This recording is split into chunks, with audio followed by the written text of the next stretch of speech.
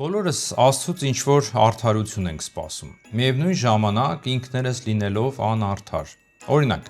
եթե մենք շատ ենք սիրում մի մարդու, ով մեզ օգնում է և նրա հետ որևէ դժբախտություն է պատահում,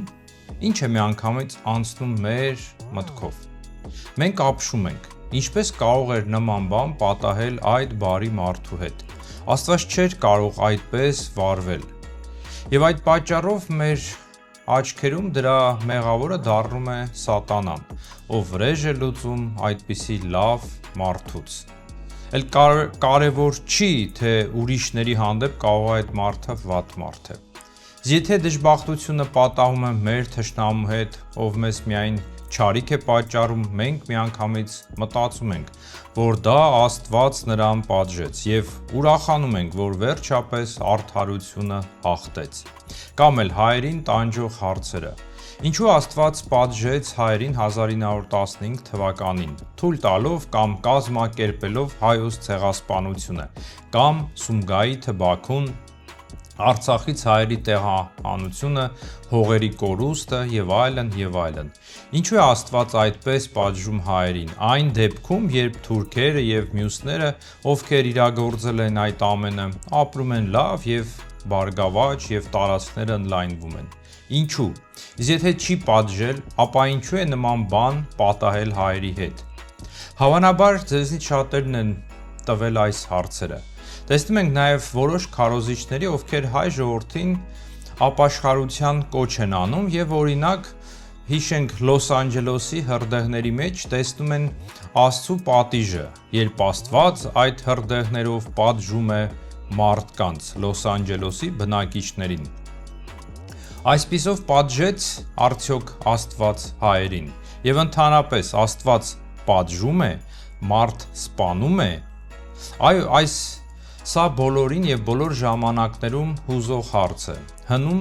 և առավել ևս մեր օրերին քրիստոնյաները հակված են եղել ծայրահեղությունների շատ հարցերում, հատկապես այս հարցում։ Ոմանք կարծում են, որ Աստված պատժում է մյուսները, որ նա չի կարող պատժել։ Եվ բոլորը հղում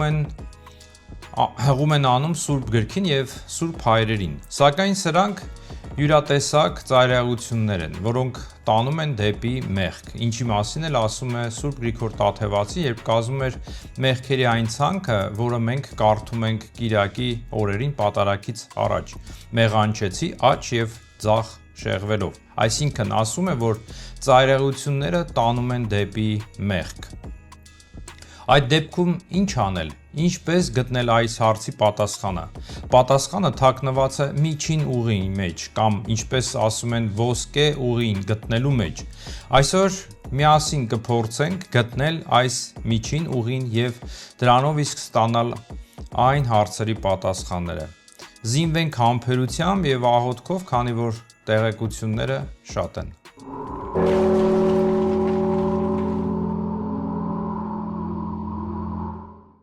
Խաղաղություն քեզ, հարգելի բարեկամ։ Որպես գտնենք հարցի պատասխանը, այսինքն միջին ճանապարհը, նախ պետք է հասկանալ հենց Աստծուն, ավելի ճիշտ նրա վերաբերմունքը մարդկանց հանդեպ։ Հին կտակարանյան Աստծու կերպարը հասկանալու բանալին հենց ինքը Տերն է, մարդացյալ Աստված Հիսուս Քրիստոսը և նոր կտակարանը։ Առանց Քրիստոսի և նոր կտակարանի, հին կտակարանի Աստված թվում է հակասական և երբեմն դաժան, բայց ամեն ինչի մասին հերթով։ Հարգելիներ, շատ կարևոր է իմանալ, որ երբ Աստված ստեղծում էր տիեզերքը, միշտ ասում էր. «Եվ Աստված տեսավ, որ բարի է»։ Ծննդոց գրքի առաջին գրքում այս արտահայտությունը հանդիպում ենք 5 անգամ։ Հիմարություն կլինի մտածել, թե Արարիչն այդ եզրակացությունը հանգում էր հերթական ստեղծագործությունից հետո, այդպես էր մտածում, ստեղծում էր, տեսնում էր, որ բարի է և ասում էր բարի է։ Այդ խոսքերն ուղղված են հենց մեզ, որպեսզի հասկանանք այն ամենը, ինչ Աստված ստեղծում էր կատարյալ և բարի։ Նույնիսկ չար բառը հայերենում հաստատում է իմ միտքը։ Հայերեն չար նշանակում է չի արել, չի արարել, չի ստեղծել, այն ամենը, ինչը չարիք է, Տեր Աստված չի ստեղծել, այսպիսով Տերը ստեղծեց իր արարչության պսակը մարդուն։ Եվ ահա թե ինչն է հետաքրքիրը, որին շատերը ուշադրություն չեն դարձնում։ Աստված շրջում էր դրախտում և շփվում էր Ադամի իր արարչության պսակի հետ։ Նրա համար էր ստեղծել ողջ աշխարհը և Եվային, և զգուշացրել էր, որ եթե ուտի այդ ծառից, կմեռնի։ Եվ ահա Ադամը չլսեց Աստծուն։ Մահը մտավ տիեզերք, այսինքն այդ մահը ոչ միայն Ադամի համար էր, այլև դարձավ ողջ տիեզերքի համար։ Եվ այստեղ ոչ թե Աստված պատժեց Ադամին, այլ նա ինքը ստացավ այն, ինչի մասին Տերը նրան զգուշացրել էր։ Քանի որ մենք տեսնում ենք Աստծու փորձերը վերադարձնել Ադամին նախկին վիճակին, սակայն նա վերջում մեղադրեց Աստծուն։ Այսպիսով, մեղքն ու մահը մտան տիեզերք, այս աշխարհ, իսկ մեղավորն ու մահկանացուն չեն կարող մնալ դրախտում, ուստի Ադամը վտարվեց և կորցրեց աստվածահաղորդության պարգևը, այսինքն այլևս չէր կարող հանդիպել Աստծուն այնպես, ինչպես անում էր մինչև անկումը։ Բայց Տերը շարունակեց իր խնամքը, քանի որ Ադամի մեղքի պատճառով Աստծու ողորմությունն ու սերը իր արարչության հանդեպ չդադարեցին և չեն դադարում մինչև օրս։ Մարդուն նա հնարավորություն է տալիս աճելու և բազմանալու, որպեսզի դրանով նա չանհետանա, իսկ տիեզերքը մշտապես նորոգում է մինչև օրս։ Եվ ահա թե ինչ է հետաքրքիր, ինչին նույնպես ուշադրություն չեն դարձնում շատերը։ Այս աշխարհին սկսեց տիրել հենց Սատանան, բայց ոչ առանց Աստծու գիտության։ Հիշենք Հոբին և Քրիստոսի փորձությունները։ Այնուհետև Աստված հաղորդակցվում է Կայինի հետ, իր հոր նման նրան ևս կոչ անելով ապաշխարության, բայց նա էլ, կարելի ասել, մեղադրեց Աստծուն և էլ ավելի հեռացավ նրանից։ Եվ Տերը չանիծեց Կայինին, այլ ասաց նրան այն, ինչ սպասվում էր իրեն եղբոր սպանության պատճառով։ Կապն Աստծու հետ կորսված էր, և մի խոսքով նրան մոռացան, և միայն այն ժամանակ, երբ Սեթը որդի ունեցավ, Ենովսին սկսեցին կանչել Տիրոջ անունը, ինչպես ասվում է Ծննդոց գրքի 4-րդ գլխում։ Հետո հայտնվում է Ենոքը, որին Տերը վերցրեց և փոխադրեց դրախտ, որտեղ և գտնվում է Եղիա մարգարեի հետ միասին մինչև օրս։ Այնուհետև տեսնում ենք Նոյին, ով Աստծու առաջ էր քայլում, հետո հայտնվում է Աբրահամը, Իսահակը, Հակոբը։ Ինչպես տեսնում ենք, Աստծու հաղորդակցությունը իր արարչության հետ տեղի էր ունենում առանձին արդարների միջոցով։ Աստված հայտնում էր այդ ժամանակների արդարներին և շփվում էր նրանց հետ, այլ ոչ թե ողջ հասարակության կամ ժողովուրդների հետ, մարդկության հետ։ Մեր Հայք Մելքիսեդեքի թեման բաց կթողնենք, բայց նշեմ, որ Աբրահամը Աստծու մասին գիտելիքները ստացել էր մեր նահապետ Հայկից։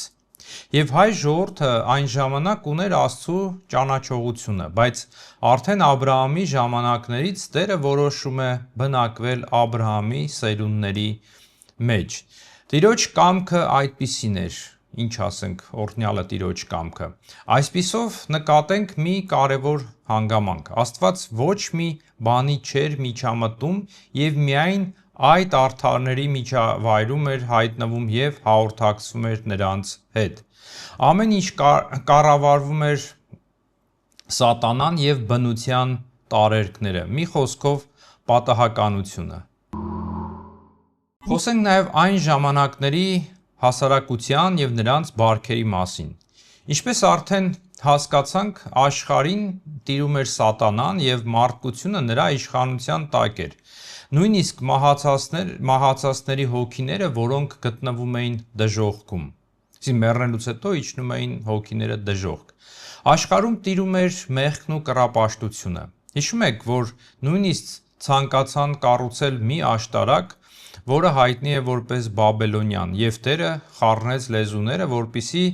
Սատանան չկարողանա կործանել ամբողջ մարդկությունը։ Այդ ժամանակ հայ ժողովուրդը չմասնակցեց այդ աստվածամերձ գործին և հավատարիմ մնաց իր լեզվին և հավատքին, ինչի համար նրա վրա հարձակվեցին աստվածամերժները և պարտություն կրեցին։ Այժմ բոլոր ժողովուրդները բացառությամբ հայերի մոռացան իրենց արարչին և սկսեցին պաշտել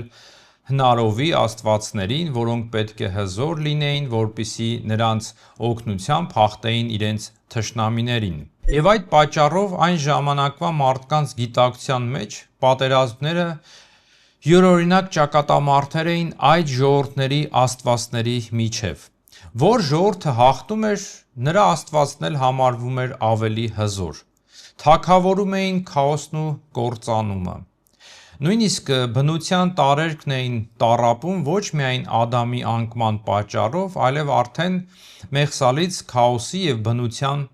բռնության պատճառով։ Բոլոր բնական աղետներն ու արհավիրքները վերագրվում էին աստվածների զայրույթին։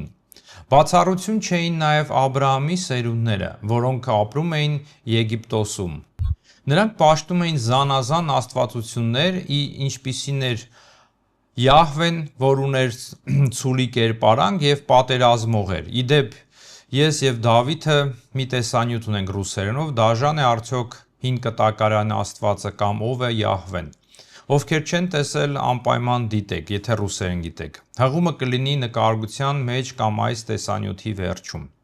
Այսպիսով, շուտով Տերը հայտնվում է Մովսեսին մորենու թփի մեջի կրակի բոցերում և ասում է նրան, որ ինքը Աբրահամի Աստվածն է, Իսահակի Աստվածն է և Հակոբի Աստվածն է։ Ինչին ի պատասխան Մովսեսը զարմացած հարցնում է Աստծու անունը, որպեսզի իսրայելցիներին ասի, թե իրենց պաշտած աստվածներից որն է հայտնվել իրեն։ Տերը պատասխանում է. Ես այն եմ, որ եմ, և ասաց. այսպես կասես Իսրայելի որդիներին, Եմը ուղարկեց ինձ ձեզ մոտ։ Այսինքն նա այն աստվածներից մեկը չէ, որոնց պաշտում էին իսրայելցիները, այն ամեն գոյի արարիչը, ում լավ գիտեին Աբրահամը, Իսահակը և Հակոբը։ Մովսեսին հայտնելով Աստված ուզում է ասել, որ նա պետք է ազատի իսրայելցիներին աղետներից և ստրկությունից, ինչպես մասնավոր եգիպտական հալածանքներից, այնպես էլ հոգևոր սատանայի ձեռքից, որպեսզի նրանք ծառայեն և երկրպագեն միայն իրեն, ճշմարիտ Աստծուն։ Իմաստ չունի վերապատմել հրեա ժողովրդի հին կտակարան պատմությունը։ Միայն ասեմ, որ Եգիպտոսից դուրս գալու պահից մինչև Քրիստոսի ծնունդը ընկած պատմությունը ոչ միայն հրեաների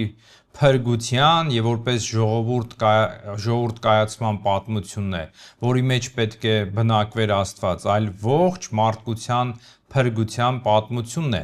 հանուն որի էլ գալու է ինքը Տերը, ցույց տալով իր սերը ողջ մարդկության հանդեպ։ Եվ այնուամենայնիվ օրենքները, պատվիրանները և աստվածպաշտությունը նա տալիս է հրեաներին, իսկ նրանք պետք է այդ ամենը տանեին այլ ժողովուրդներին։ Բայց ինչպես տանեին, եթե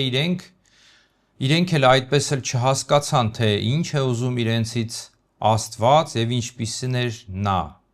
Քանի որ հին կտակարանի հրեաների համար Աստծու մասին պատկերացումները մոտ էին չաստվածությունների հեթանոսական ընկալմանը, որոնք, ինչպես արդեն ասացի, պետք է հզոր լինեին թշնամիներին հաղթելու համար, ուստի սիրող և երկայնամիտ ներող Աստծուն նրանք չէին կարող ընկալել։ Նրանք չէին կարող լսել թշնամիներին սիրելու կամ ներելու մասին։ Եվ դա այն ժամանակների բնական վիճակն էր, անկախ նրանից, թե որ Աստծուն էին հավատում։ Բացի այդ, չմոռանանք նաև սատանայի գործոնը, ով ոչնչացնում էր, կործանում էր այն ամենը, ինչը ստեղծել էր Արարիչ Աստվածը, ինչպես նաև բնական աղետների գործոնը, որոնք վերագրում էին չաստվածներին, այսինքն ժողովուրդները հասկանում էին ուժի լեզուն, և այդ պատճառով հրեաների աչքում Աբրահամի, Իսահակի և Հակոբի Աստվածը չէր կարող թույլ լինել։ Նա հզոր էր և պատժում էր իսրայելական թշնամիներին և մեղավորներին, ուստի բոլոր մարգարեներն ու թագավորները թշնամիներին հաղթում էին սրի ուժով, ոչնչացնելով նրանց և միևնույն ժամանակ համարելով, որ այդ ամենը Աստծու հրամանով է և նրա անունից։ Հնարավոր է առարկեք, չէ, որ բոլոր սպանությունները Աստված է պատվիրել, ասելով, թե պետք է բոլորին փոքրից մինչև մեծ ոչնչացնել։ Հարգելիներ, այն ժամանակվա հրեան չէր կարող այլ կերպ հասկանալ, եթե նրանց պատկերացմամբ դա չաներ Աբրահամի, Իսահակի, Հակոբի Աստվածը, ապա իսկույն կգտնվեր մի ուրիշ Աստված, որը պատերազմով կառաջնորդեր նրանց հարևանների դեմ։ Իսկ իսրայելցիների համար ուրիշ Աստված գտնելը դժվար գործ չէր։ Եգիպտոսում տեղի ունեցած այնքան նշաններից ու հրաշքներից հետո նրանք միանգամից իրենց համար ոսկե հորդ պատրաստեցին ու սկսեցին երկրպագել նրան։ Հնարավոր է նրանք կարծում էին, թե իրենց դուրս է բերել Եգիպտոսում իրենց կողմից պաշտվող Չաստվածը և իրենց ողջ պատմության ընթացքում քանի անգամ են նրանք ընկել կռապաշտության մեջ։ Էլ չեմ ասում նրանց մշտական տրտունջի մասին։ Նրանք դուրս եկան Եգիպտոսից, բայց հենց Եգիպտոսը մնաց նրանց մեջ։ Եվ Տերը 40 տարի առաջնորդեց նրանց անապատով, հետո նրանց համար թագավորություն ստեղծեց, նրանցից ժողովուրդ կերտեց, բայց միևնույն է, նրանք մնացին խստապարանոց, ինչի մասին Տերը հաճախ էր ասում, սակայն այնուամենայնիվ հանդուրժում էր նրանց և ողորմությամբ սիրո պատճառով։ Նա շարունակում էր իր խնամքն այս ժողովրդի հանդեպ։ Եվ 5 կտակարանյան ողջ պատմությունը մեզ ցույց է տալիս ոչ թե այնքան հրեաների մեղսավորությունը, որքան պատիժների և արդարության դիմակի տակ թաքնված Աստծո ողորմությունը, երկայնամտությունը, սերը, որն իր ժամանակին պիտի բացահայտվեր մեր Տեր և Փրկիչ Հիսուս Քրիստոսի մեջ։ Հարգելիներ, բոլորդ գիտեք, որ Աստված իսրայելցիներին տալիս է 10 պատվիրանները քարե տախտակների վրա և ևս 603 օրենք, որոնք Մովսեսը գրի է առնում, կարելի ասել ելնելով այն ժամանակվա կյանքի իրողություններից. ինչ ուտել, ինչպես հագնվել, ում, երբ, ինչի համար ինչպես պատժել և այլն։ Օրենքներ խորանի և այնտեղ կատարվող ծառայության մասին, զոհաբերությունների մասին և այլն։ Այս բոլոր օրենքներն ու պատվիրանները մի կողմից օգնում էին իսրայելցիներին թափառական ցեղից վերածվել ժողովրդի, իսկ մյուս կողմից ծառայում էին որպես պատնեշ, որը բաժանում էր հրեաներին ողջ աշխարհից, նրանց մեղքերից և կռապաշտությունից հեռու պահելու համար։ Բայց ցավոք հրեաները օրենքը ճիշտ չհասկացան։ Փոխանակ իրենց մեղքից պաշտպանելու նրանք սկսեցին հպարտանալ իրենց ընտրյալ ազգ լինելուց և ատելություն տածել մնացած ժողովուրդների հանդեպ, մինչև օրս ցավոք սրտի։ Եվ ինչ ենք մենք տեսնում։ Իրենց ճանապարհին հանդիպող ժողովուրդների մշտական բնաջնջում։ Բնականաբար այս ամենը արվում էր Աստծու այսպես կոչված հավանությամբ։ Եվ եթե Աստված բնաջնջում էր ժողովուրդներին, ուրեմն նշանակում է կարող էր նաև պատժել իսրայելցիներին։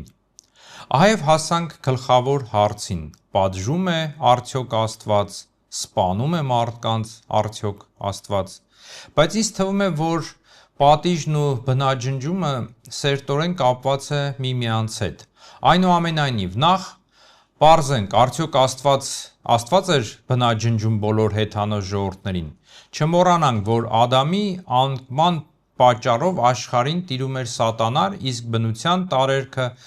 տառապում են մինչև օրս, ինչի պատճառով տեղի են ունենում ամեն տեսակ աղետներ և փորձանքներ։ Ահա թե ինչ է ասում Պողոս առաքյալը Հռոմեացիներին ուղղված թղթի 8-րդ գլխում. որտև գիտենք, որ ամբողջ ստեղծագործությունը մինչև հիմա հառաչում է ու ցավի մեջ է։ Այսինքն, ողջ բնությունն է տառապում, իսկ Տաթևացին ասում է, որ մեր մեղքերի պատճառով տարերքը տառապում են, և դրա համար են տեղի ունենում երկրաշարժներ, ջրհեղեղներ, հրդեհներ և այլն։ Քրիստոսը նույնպես զգուշացնում էր աղետների, պատերազմների մասին։ Եվ սա լինելու է մինչև Քրիստոսի երկրորդ գալուստը, մինչև չստեղծվեն նոր երկինքն ու նոր երկիրը։ Իսկ ինչ է լինում նախաջրհեղային ժամանակներում։ Կրկնեմ նորից. Ադամը մեղանչեց եւ Աստված ուզում էր նրան փրկել, բայց նա մեղադրեց Աստծուն եւ ստացավ այն, ինչից Աստված զգուշացնում էր.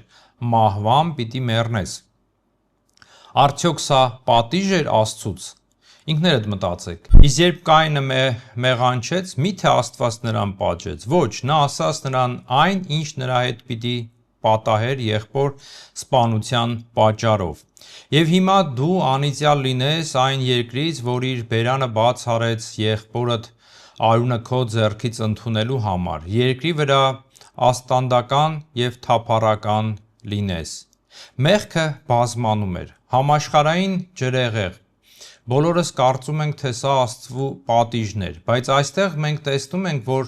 մարդկությունը ապրում էր առանց Աստծու, առանց նրա օրհնության, որ նույնիսկ Աստծու որդիները սկսեցին մեղանչել, եւ Սատանան ուզում էր նրանց ոչնչացնել, բայց Տերը ցույց է տալիս իր ողորմությունը եւ փրկում է մարդկությունը, հանձինս Նոյի եւ նրա ընտանիքի։ Քանի տարի էր Նոյը կառուցում տապանը։ Ասում են 30-ից մինչև 120 տարի։ Ինչի մասին է սա խոսում։ Սա յուրօրինակ կոչ էր ապաշխարության, այսինքն Տերը ոչ մեկին չի փրկում առանց նրա ազատ կամքի, բայց հնարավորություն է տալիս։ Եվ մարդիկ տեսնում էին տապանի կառուցումը, հնարավոր է նույնիսկ ծաղրում էին Նոյին, մինչև որ Նոյը մտավ տապան եւ անձրևը սկսվեց։ Հարց է առաջանում. արդյոք Աստված պատժեց մարդկությանը։ Եվ միթե նա կարող էր զղջալ, որ ստեղծել է մարդուն։ Ինքներդ մտածեք, կասեք այնտեղ Աստվածաշնչում այդպես է գրված։ Այո, գրված է, բայց գրված է այն մարդկանց համար, ովքեր հասկանում էին միայն ուժն ու հզորությունը եւ գրված է նրանց լեզվով։ Այդ մասին արդեն ասել եմ։ Սակայն մարդկությունը այդպես էլ չէր հասկանում, ջրհեղեղից հետո այն որոշեց աշտարակ կառուցել, ինչի համար Տերը նրանց լեզուներ տվեց եւ սփռեց աշխարհով, որպեսզի չկարողանան ավարտել աշտարակը եւ դրանով իսկ նոր փորձանք չբերեն իրենց գլխին։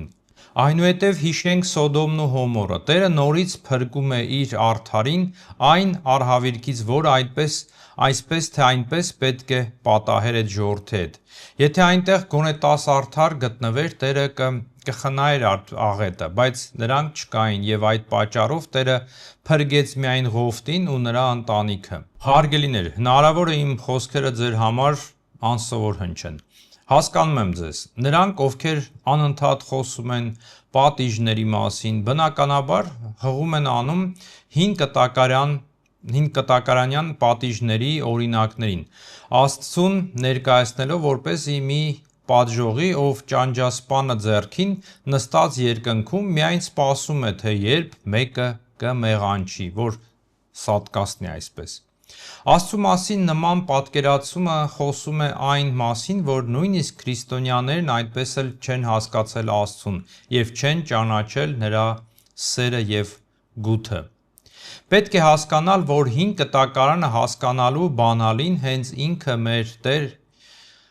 Աստվածն է, Հիսուս Քրիստոսը, առանց նրա հին կտակարանը իմաստ չունի, չնայած նրան, որ Քրիստոսի մեջ ամբողջ օրենքն ու մարգարեները կատարվեցին, այսինքն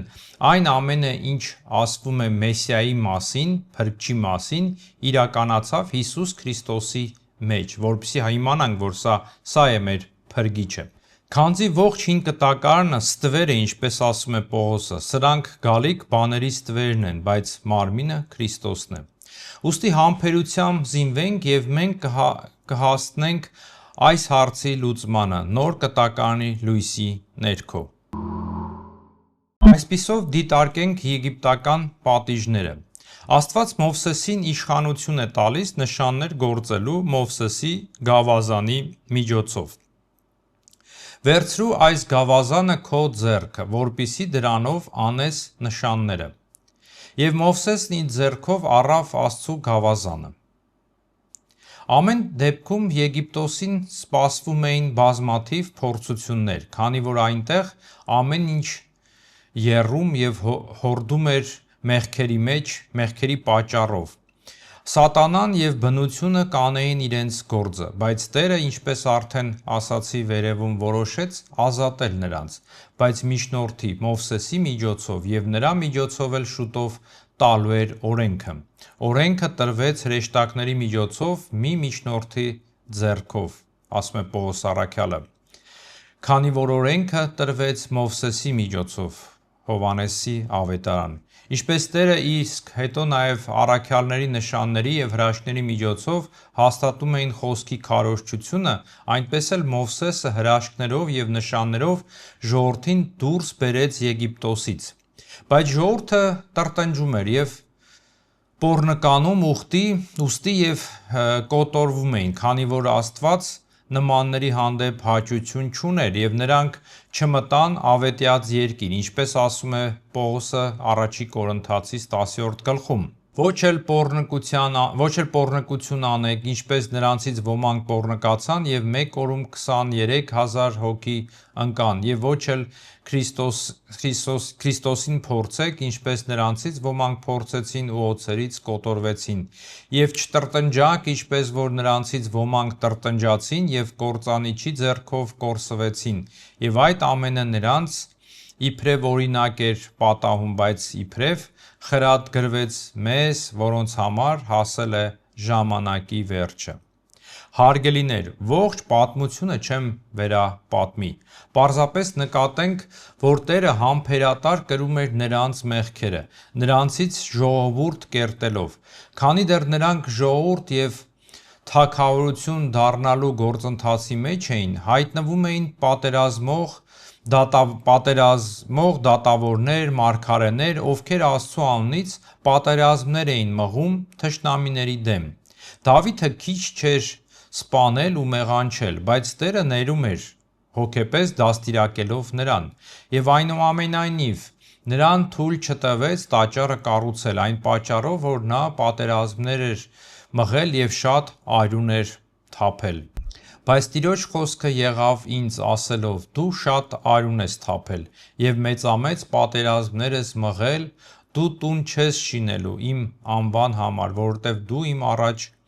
շատ արյուն ես գետին թափել։ Ստացվում է, Աստված ուղարկում է Դավթին արյուն թափելու, իսկ հետո նրան ասում է. գիտես Դավիթ, կներես, բայց դու շատ արյուն ես թափել, ուստի չես կարող տաճարը կառուցել։ Կամ էլ Ծննդոց գրքի 9-րդ գլխում Տերն ասում է հետևյալը. ով որ մարդու արյուն թափի, նրա արյունը մարդու կողմից կթափվի, որովհետև Աստծու պատկերով ստեղծեց մարդուն։ Այս խոսքերը Տերն է ասել Նոյին շատ ավելի վաղ, քան Մովսեսին կասեր մի սպանիր։ Հարց տվեք ինքներդ ձեզ, այդ դեպքում ինչպես կարող էր նա մարդկանց մղել սպանելու եւ այլ մարդկանց, եթե ինքն էր ասել մի սպանիր մարդուն, ով ստեղծված է իմ պատկերով։ Ասեք, ինչպես։ Աստվածաշունչը կարդալիս մենք կտեսնենք Դավթի աստիճանաբար խոնարհումը, նա աստիճանաբար սկսում է հասկանալ Աստծուն։ Երանի նրան, ում անօրենությունները թողություն գտան եւ ում մեղքերը ծածկվեց։ Երանի այն մարդուն, որին Տերն անօրեն չի համարում եւ նենգություն չկա նրա հոգու մեջ։ Իսկ հիշում եք Եղիա մարգարեին, որ մորթեց Բահաղի մարգարեներին, կամ ինչպես կրակ իջեցրեց եւ ողջ արեց մոտ 100 մարդու։ Չնայած դրանից առաջ Տերը հայտնվել էր Եղիային քարանձավում եւ ասել. Դուրս եք եւ սարի վրա կանգնիր Տիրոջ առջև, եւ ահա Տերը անց էր կենում, եւ մի մեծ ու զորավոր հողմ պատառոտեց սարեր եւ կոտրատեց ապարաժները Տիրոջ առջև, բայց Տերն այդ հողմի մեջ չէր։ Եվ հողմից հետո երկրաշարժ եղավ, բայց Տերը երկրաշարժի մեջ չէր։ Երկրաշարժից հետո կրակ, բայց Տերը կրակի մեջ չէր։ Եվ կրակից հետո մի մեղ եւ նուրբ ձայն։ Այսինքն Տերն այստեղ սովորեցնում է նաեւ Եղիային, ցույց տալով, որ Աստված ուրիշ է, այլ ոչ թե այնպիսին, ինչպիսին Եղիայի պատկերացման մեջ էր։ Հիշում եք,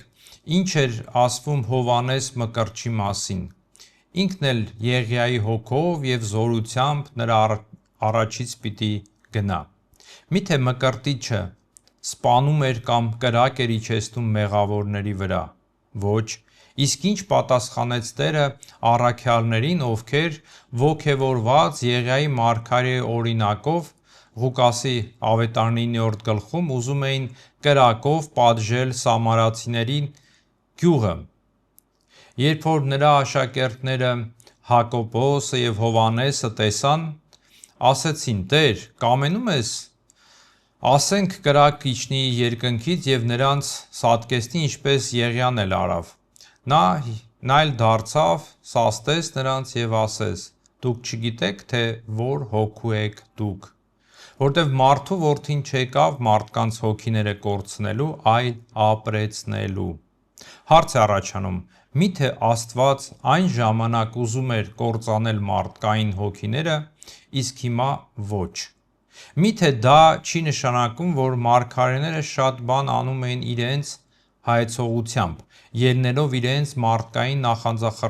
նախանձախնդությամբ և օգտագործելով իրենց իշխանությունը։ Նույնը ուզում էին անել նաև առաքյալները, ովքեր նույնպես ունեին հրաշագործության պարգևներ։ Իսկ ինչ կասի Եսային, ում մեջ բերում է նաև Մատթեոսը. Ահա իմ ծառան, որին ես նեցուկ կլինեմ, իմ ընտրյալը, որին հավանությունն է տվել իմ անձը, ես իմ հոգին դրել եմ նրա վրա, նա իրավունք պիտի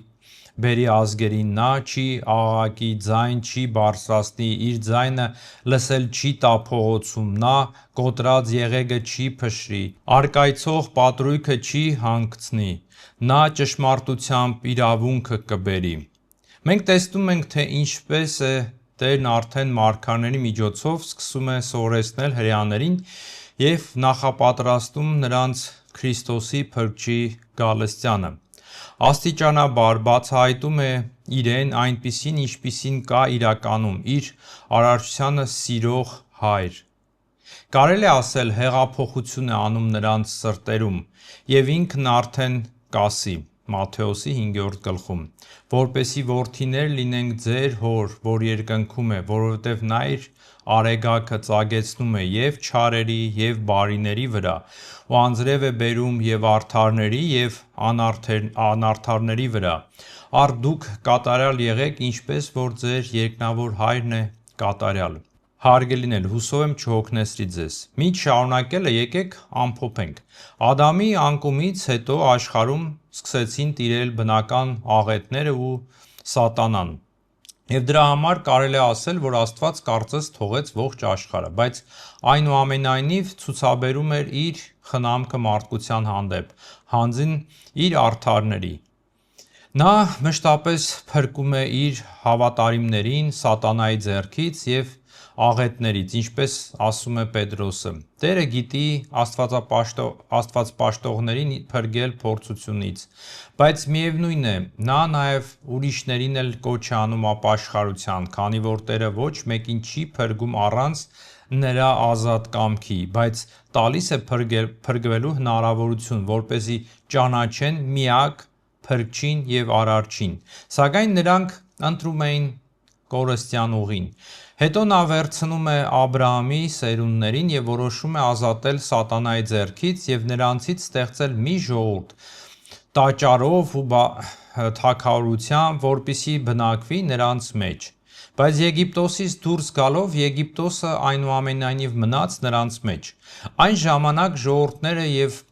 հրեաները բացառություն չէին, հասկանում էին ուժի և պատիժների լեզուն։ Բոլոր բնական աղետները վերագրում էին տարբեր աստվածների, նաև Աբրահամի Աստծուն, որպեսզի նրանց կողմից տրված պատիժներ։ Ուստի զարմանալի չէ, որ մարգարեներն ու թագավորները խոսում էին Աստծու անունից և հանուն Աստծո, երբ սուր էին վերցնում ուրիշներին պատժելու համար։ Ցավոք, ոչինչ չփոխվեց նաև Քրիստոսի գալստից հետո։ Բայց ահա թե ինչն է հետաքրքիր, երբ Աստված ինքն է խոսում այն աղետների մասին, որոնք պետք է տեղի ունենան մեղքերի պատճառով, նա միշտ նախապես զանազան հրաշքների և նշանների միջոցով զգուշացնում էր և փրկվելու հնարավորություն էր տալիս։ Իսկ երբ մարդիկ իրենք են սուր վերցնում Աստծու անունից կամ անիծում են, նրանք փրկության հնարավորություն չեն տալիս ոչ ոքի։ Ուսումնասիրեք Աստվածաշունչը։ Նույնիսկ մեղանչած Դավիթը գիտեր սա, երբ նա ընտրում էր 3 պատիժներից մեկը, ասաց հետևյալը. ավելի լավ է Տիրոջ ձեռք ընկնեմ, քանի որ մեծ է նրա ողորմությունը, միայն թե մարդու ձեռքը չընկնեմ։ Հարգելիներ, պետք չէ Աստծուն պատկերացնել մեղավորների հետևից փայտը ձեռքին վազողի պես, որպեսզի պատժի նրանց։ Ոչ, նա այդպիսինը չէ։ Մարդկությունը Ադամից սկսած մինչև մեր օրերը երես թեքելով նրանից ընկնում է մարդասպան սատանայի ձեռքը և բնական աղետների իշխանության տակ, և նա ստիպված էր հերթական անգամ փրկել մարդկությունը, մինչև որ ինքը եկավ խաչվելու և մեռնելու մեզ համար։ Բայց հարցը դեռ բաց է. պատժում է արդյոք Աստված։ Եվ ինչպես վերևում ասացի, պետք է միջին ճանապարհը գտնել և հասկանալ.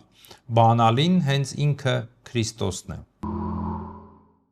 Այսպիսով, հարգելիներ, Ադամի անկումից հետո և մինչև մեր Տիրոջ ծնունդը մենք տեսնում ենք, թե ինչպես Աստված փրկում է մարդկությունը կործանումից, նախ արդարների, ապա մարգարեների միջոցով, իսկ հետո արդեն ուղարկում է իր Որդուն։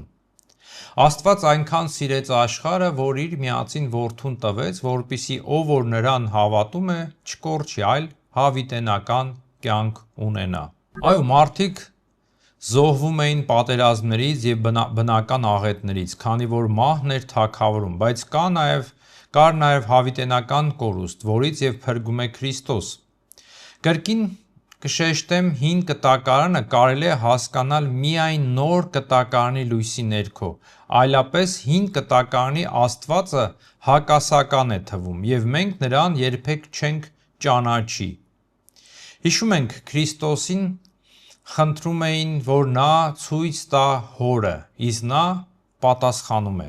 Փիլիպոսը նրան ասաց. «Տեր, ցույց տուր մեզ Հորը, և դա մեզ բավական է»։ Հիսուս նրան ասաց. «Այսքան ժամանակ ձեզ հետ եմ և ինձ չճանաչեցի՞ր, Փիլիպոս, ով ինձ տեսավ, նա Հորը տեսավ, իսկ դու ինչպե՞ս ես ասում. ցույց տուր մեզ Հորը։ Չես հավատում, որ ես Հոր մեջ եմ և Հայրն իմ մեջ է։ Այն խոսքերը, որ ձեզ ասում եմ, ինքս ինձնից չեմ ասում, այլ Հայրը, որ իմ մեջ է, նա է գործերը կատարում։ Հավատացեք ինձ, որ ես Հոր մեջ եմ և Հայրն իմ մեջ է, եթե ոչ, գոնե գործերի համար հավատացեք ինձ։ Այսինքն, նա, ով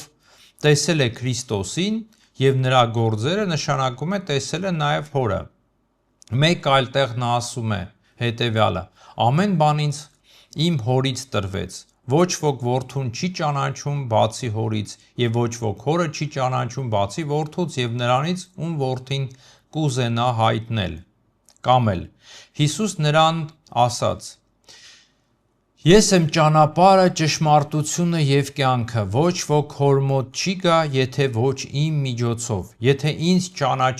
ճանաչեիք, իմ Հորն էլ ճանաչած կլինեիք, բայց այնուհետև ճանաչեցիք նրան և տեսաք»։ Հարգելիներ, Հոր մոտ գնում են Քրիստոսի միջոցով, այլ ոչ թե օրենքի։ Առանց Քրիստոսի հնարավոր չէ ճանաչել Հոր Աստծուն և հասկանալ հին կտակարանը։ Հարց տվեք ինքներդ ձեզ. իսկ Քրիստոս որևէ մեկին հարվածեց, պատժեց որևէ կերպ, և ի վերջո նա որևէ մեկին սպանեց։ Բնականաբար նա այդպես չէր վարվում։ Իսկ ինչու՞։ Որտև նա անում էր այն, ինչ անում էր Հայրը, և դրա համար էլ կոչ է անում հավատալ իր գործերին։ Իսկ ինչ է անում Հայրը, փրկում էր իրեն հուսացողներին։ Հիշում եք, երբ նրա մոտ բերեցին շնության մեջ բռնված մի կնոջ, նրանք ըստ Մովսեսի օրենքի ուզում էին քարկոծել։ Իսկ ինչ է ասում Տերը. «Ձեզանից ով անմեղ է, թող առաջինը նա քար գցի նրա վրա»։ Իսկ կնոջը ասաց. «Ոչ էլ ես եմ քեզ դատապարտում, գնա և այնուհետև մեղ մի գործիր»։ Մովսեսի ժամանակներում նրան իսկույն կքարկոծեին, կսպանեին։ Իսկ երբ աշակերտները հարցրին նրան, կներեք կրկնում եմ, կամենում ես, որ ասենք, որ երկնքից կրակ իջնի եւ բնաջնջի նրանց, ինչպես Եղիան արեց, նա պատասխանեց. չգիտեք, թե ինչպիսի հոգուց եք դուք, որովհետև մարդու որդին չեկավ մարդկանց հոգիները կորստյան մատնելու, այլ փրկելու։ Այսինքն, Եղիայի ժամանակ էլ Աստված նույն կարծիքին էր, նա չէր ուզում պատժել եւ կործանել մարդկանց, թեպետ որևէ հեթանոսի։ Պատժում էին մարգարեները զուտ Աստծու հանդեպ ունեցած նախանձախնդրությունից ելնելով, կարծելով, թե կատարում են Աստծու կամքը։ Հարգելիներ, Տերը չէր կարող 5 տականում պատժել մարդկանց, սպանելով նրանց։ Կրկին հարցնում եմ, որտեղ Քրիստոս սպանեց կամ պատժեց որևէ մեկին։ Շատ կարևոր է հասկանալ, որ 5 տականում նույնիսկ եթե Տերը նրանց լեզվով խոսում է պատիժների և մահվան մասին, դա անում է միայն նրա համար, որպեսզի փրկի մահից և կորստից, զգուշացնելով մեղքի և իր պատվիրանների դրժման հետևանքների մասին։ Օրինակները բազում են, որոշները վերևում արդեն նշեցի, բայց հիշենք նաև Նինվեի և Հովնան մարգարե օրինակը։ Տերը մարգարեին ուղարկում է ոչ թե նրա համար, որ կործանի Նինվեն, այլ որպեսզի փրկի այն կորստից, որը կախված էր նրանց գլխին իրենց մեղսալից կյանքի պատճառով։ Տերն այստեղ զգուշացնում է և իրավիճակից ելք տալիս։ Հովնանը քաղաքին մոտեցավ մեկ օրվա ճանապարհիչ շրջելով քարոզում էր ու ասում. «Եվս 40 օր կա ու Նինվեն պիտի կործանվի»։ Իսկ ինչ կասի Տերը մարգարեին այն բանից հետո, երբ Նինվեն կապաշխարի ու կփրկվի, երբ Հովնանը կտխրի չորացած բույսի համար։ Հիշում եք։ Եվ Աստված Հովնանին ասաց. «Միթե լավ է, որ բարկացել ես դդմենու համար»։ Եվ նա ասաց. «Լավ է, որ բարկացել եմ մինչև մահ»։ Եվ Տերն ասաց. «Դու ափսոսում ես դդմենու համար, որի վրա աշխատանք չարեցիր և որին չմեծացրիր, որը մեկ գիշերվա մեջ գոյացավ և մեկ գիշերվա մեջ ոչնչացավ։ Իսկ ես չխղճամ Նինվե մեծ քաղաքին, որի մեջ 120,000 մարդուց ավելի կան, որոնք իրենց աջ ձեռքը ձախին չեն տարբերում, նաև շատ անասուն։ Իսկ ովքեր էին նինվեացիները։ Նրանք հեթանոսներ էին։ Ուստի չի կարելի կարծել, թե Տերը չէր մտահոգվում հեթանոսների համար և պատրաստ էր նրանց ոչնչացնել։ Մենք բոլորս նրա արարչությունն ենք։ Իսկ ահա թե ինչ է ասում Քրիստոս։ Նինվեացիները դատաստանին այս սերնդի հետ վեր կկենան և կդատապարտեն նրան, քանի որ նրանք Հովնանի քարոզչությամբ ապաշխարեցին, իսկ ահա այստեղ Հովնանից ավելի մեծն է։ Այսպիսին են Արարչի Տեր Աստծու սերն ու մեծ ողորմությունը իր արարչության հանդեպ։ Իսկ մարգարեների մնացած բոլոր կոչերը իսրայելցիներին գնալ և սպանել,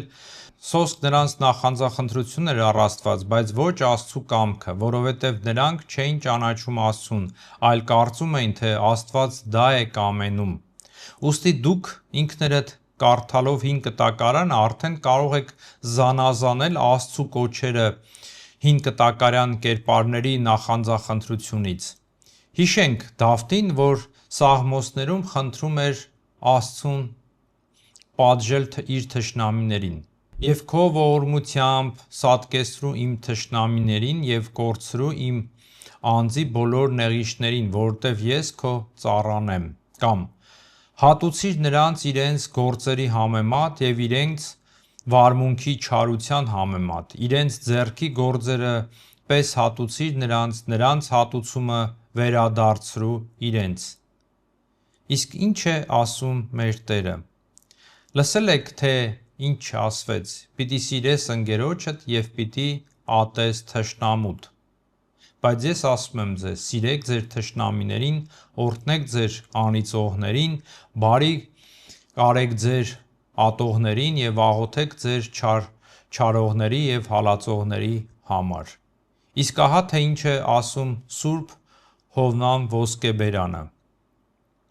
«Թշնամիներին վնաս հասցնելու համար աղոթելը անօրեն գործ է։ Երբ մեկն աղոթում է թշնամիների կամ իրեն որևէ չարիք պատճառած մարդկանց դեմ, ապա դրանք ոչ թե մարդու խոսքեր են, այլ սատանայի։ Հասկանում ես արդյոք, որ թշնամիներին վնասելու համար Աստծուն աղոթելը նշանակում է վիրավորել Աստծուն։ Ինչպես կասես վիրավորել Աստծուն, այնպես, որ հենց Ինքն է ասել աղոթեք ձեր թշնամիների համար և հաստատել է այս աստվածային օրենքը։ Ուստի երբ դու խնդրում ես օրենսդրին խախտել իր իսկ օրենքները, աղերսում ես նրան հակասել իրեն և նրան, ով արգելել է քեզ աղոթել թշնամիներիդ վնասի համար, թախանձում ես, որ նա լսի քեզ թշնամիներիդ վնասի համար աղոթելիս, ապա այդպես վարվելով դու ոչ թե աղոթում ես կամ խնդրում ես, այլ վիրավորում ես օրենսդրին։ Այդ դեպքում ինչ ասել Դավթի սաղմոսների մասին։ Կրկին կներեք, որ կրկնում եմ։ Հին կտակարանյան ժամանակներում Աստծուն չէին ճանաչում և պատկերացնում էին յուրովի։ Նրանք կարծում էին, որ իրենց Աստվածը հզոր Աստված է, ով պատժում է, բնաջնջում է բոլոր թշնամիներին։ Բայց դա այդպես չէ, նա պարզապես հանդուրժում էր նրանց մեղքերը և ներում էր և համբերատար տանում էր, այև հին կտակարանի ողջ պատգամը ցույց տալու Աստծու երկայնամտությունն ու սերը, իսկ նոր կտակարանում Տերը արդեն բացահայտեց իրեն և ցույց տվեց, թե այսքան ժամանակ ինչ էր ուզում հրեաներից, որովհետև ողորմություն եմ ցանկանում և ոչ թե զոհ, Աստծու ճանաչում և ոչ թե ողջակեզներ։ Հիշենք նաև Պետրոսի հին կտակարանյան նախանձախնդրությունը։ Եվ ահա Հիսուսի հետ եկողներից մեկը ձեռքը մեկնեց, հանեց իր սուրը և հարվածելով քահանայապետի ծառային ականջը կտրեց։ Այդ ժամանակ Հիսուս նրան ասաց. «Սուրդ տեղդ դիր, որովհետև բոլոր սուր վերցնողները սրով պիտի կորսվեն»։ Նա կարող էր նույնիսկ գլուխը կտրել, այսինքն սպանել, բայց Տերը հակառակվեց նրան և նույնիսկ բժշկեց տուժածին։ Ինչի մասին է սա խոսում։ Ինքներդ մտածեք։ Այնուհետև, եթե Քրիստոս արել էր որևէ նման բան, ապա դա այն էր, երբ ասաց թզենուն։ Հիսուս ասաց թզենուն, թե թող ոչ ոք այլևս քեզանից պտուղ չուտի հավիտյան։ Եվ երբ Հիսուսը պարանից խարազանց շինեց և բոլորին տաճարից դուրս հանեց, նաև ոչխարներին և արջառներին, իսկ լումայափոխների դրամները ցրիվ տվեց և սեղանները շուռ տվեց։ Ինչու նա դա արեց, չեք մտածել։ Դրանով նա սովորեցնում է իր աշակերտներին, թե ինչպիսին է իրականում նախանձախնդրությունը, ի տարբերություն մարգարեների նախանձախնդրության, ինչպես նաև սովորեցնում է, թե ինչպես է պետք վարվել եկեղեցիներում, այն մաքուր պահելու համար, ինչի մասին ասում է Պողոսը Տիմոթեոսին ուղղված առաջին թղթում։ Իսկ եթե ուշանամ, որպեսզի իմանաս, թե ինչպես է պետք վարվել Աստծու տան մեջ, որը կենդանի Աստծու եկեղեցին է, սյունը և հաստատությունը ճշմարտության։ Կամ էլ Կորինթացիներին ուղղված առաջին թղթում. այդպիսի մեկին մատնել սատանային, որպեսզի մարմինը կորչի և հոգին փրկվի մեր Տեր Հիսուսի դատաստանի օրը։ Չարը ձեր միջից վերացրեք։ Երբ մարդուն արտաքսում էին համայնքից, Աստծու շնորհը հեռանում էր նրանից, և նա ընկնում էր սատանայի ձեռքը, ով և տանջում էր մարդուն։ Սատանան այնպիսի չարությամբ է լցված մարդկանց հանդեպ, որ հարմար առիթի դեպքում միշտ հարձակվում է նրանց վրա, տանջում է նրանց, առանց զանազանելու նրանք մեղավորներ են Աստծու առաջ, թե արդարներ։ Նա նույնիսկ չի հասկանում դա վնասակար է, թե օգտակար կլինի աշխարհի վրա իր իշխանության համար։ Ի վերջո, մարմնական տառապանքները, լինեն դրանք հիվանդություններ, թե այլ բան, որոնք մեղավորը պետք է կրեր սատանայից, պետք է ստիպեին նրան սթափվել և ապաշխարել։ Այսինքն, դա արվում էր հոգին հավիտենական կորստից փրկելու համար, և դրա համար քրիստոնյան պետք է միշտ արթուն լինի, քանզի ինչպես ասում է Պետրոս առաքյալը. «Զգոն եղեք, արթուն եղեք, որովհետև ձեր թշնամին սատանան մռնչացող առյուծի պես շրջում է և փնտրում է, թե ում կուլ տալ։ Նույնը տեղի ունենում հին կտակարանան ժամանակաշրջանում, երբ մարդը հեռանում էր Աստծուց, նրանով զբաղվում էր սատանան, և այն աղետները, որոնք պատահում էին նրան, վերագրում էին աստվածներին, իսկ հրեաների պարագայում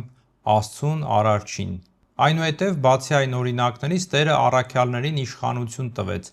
Ճշմարիտ եմ ասում ձեզ, ինչ որ երկրի վրա կապեք, կապված կլինի երկնքում, ինչ որ երկրի վրա արձակեք, արձակված կլինի նաև երկնքում։ Այս իշխանության դրսևորման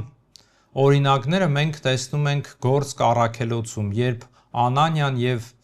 Սափիրան թաքցրեցին գինը։ Այնտեղ մենք տեսնում ենք, որ ամուսինները արդեն սատանայի ձեռքում էին, և նրանք կմեռնեին նույնիսկ առանց Պետրոսի խոսքերի, և ոչ ոք չէր իմանա, թե ինչ պատահեց։ Պետրոսի դատավճիռը, ասենք այդպես, այն բանի արձանագրությունն էր, ինչը պետք է պատահեր։ Նրանք արդեն իրենց պատժել էին, գինը թաքցնելով եկեղեցուց։ Գործք առաքելոցի 5-րդ գլխում կարդում ենք. Առաքյալների ձեռքով ժողովրդի մեջ շատ նշաններ էին ու հրաշքներ էին կատարվում, և բոլորը համախմբված Սողոմոնի սրահում էին։ Եվ այս բոլոր հրաշքներն ու նշանները խոսքի քարոզչության համար էին, որ հաստատեին Աստծու խոսքը։ Հարգելիներ, Աստծու այսպես կոչված պատիժների մնացած օրինակները, որոնք նկարագրված են Գործք առաքելոցում և այլ թղթերում, թողնում եմ ձեր դատողությանը։ Եղիմաս, Մոգի և Հերովդեսի օրինակները, իսկ ես կշարունակեմ խոսել Քրիստոսի մասին, բայց հիշեցնեմ Պետրոսի և Հուդայի խոսքերը։ Մինչդեռ հրեշտակները, որոնք զորությամբ և կարողությամբ ավելի մեծ են Տիրոջ առաջ, նրանց դեմ հավելյալից դատապարտություն չեն բերում։ Այն դեպքում, երբ Միքայել հրեշտակապետը սատանայի հետ վիճելով պատասխան էր տալիս Մովսեսի մարմնի մասին, չհամարձակվեց հավյանքի խոսքեր ասել դատապարտել, այլ ասաց. «Տերը թող քեզ նախատի»։ Իմաստություն ձեզ։ Այսպիսով շարունակենք։ Հիշում եք, երբ Երուսաղեմի բնակիչները եկան Քրիստոսի մոտ և ուզում էին ցույց տալ գալիացիների մեղավորությունը, գուցե նաև ծաղրելով նրան, քանի որ գիտեին, որ նա Նազարեթից էր։ Այդպես էր կարծում նաև Նաթանայելը, ով Փիլիպոսին ասաց. «Հնարավոր է, որ Նազարեթից որևէ լավ բան դուրս գա»։ Եվ ահա Տերը երկակի է պատասխանում։ Նախ, հիշեցնում է, որ Երուսաղեմի բնակիչները պակաս մեղավոր չեն, և երկրորդը, նա չի ասում, թե Աստված է պատժել նրանց, ինչպես իրենք էին կարծում։ Նույն ժամանակ ոմանք եկան ու պատմեցին այն գալիլեացիների մասին, որոնց Պիղատոսը սպանեց զոհաբերության մատուցելու ժամանակ և այդ կերպ նրանց արյունը խառնեց զոհաբերած կենդանիների արյան հետ։ Հիսուսը նրանց ասաց. «Կարծում եք, թե այդ գալիլեացիները, որ այդպիսի բաներ քաշեցին, ավելի մեղավոր էին մյուս գալիլեացիներից։ Ոչ, ասում եմ ձեզ, բայց եթե չապաշխարեք, բոլորդ էլ այդպես կկորչեք։ Կամ այն 18 հոգին, որոնց վրա Սիլովամում աշտարակը փլվեց և սպանեց նրանց, կարծում եք, թե նրանք Երուսաղեմում բնակվողներից ավելի հանցավոր էին։ Ոչ, ասում եմ ձեզ, բայց եթե չապաշխարեք, բոլորդ այդպես էլ կկորչեք։ Հարգելիներ, միթե մեր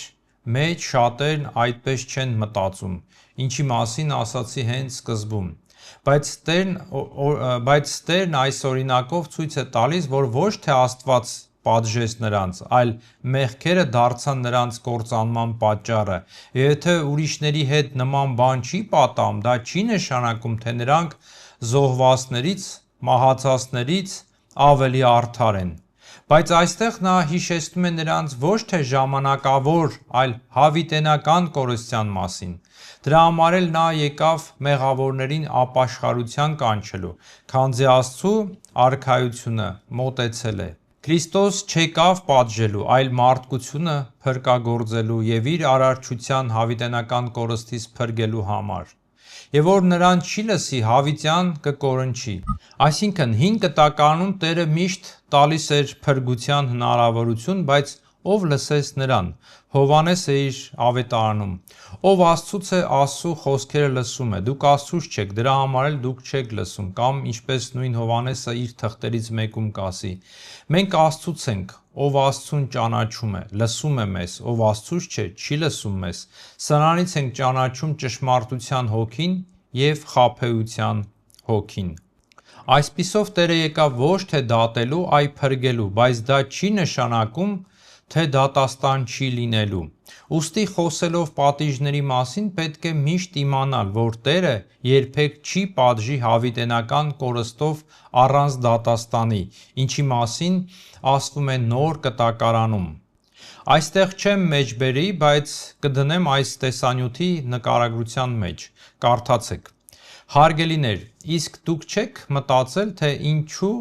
հրեաները չընդունեցին Քրիստոսին, ավելին, սպանեցին, կարծելով, թե Աստված պատժում է նրան։ Այո, նրանք սպասում էին Մեսիային, բայց սպասում էին պատժող հին կտակարանյան Աստծու կերպարով Մեսիայի, ով երկնքից կրակ իջեցներ, կգնա և կազատի հեթանոսներից ու մեղավորներից։ Բայց Քրիստոս եկավ նրանց մոտ ապաշխարության կոչով. ապաշխարեցեք, իսկ նրանք պատասխանում էին նրան.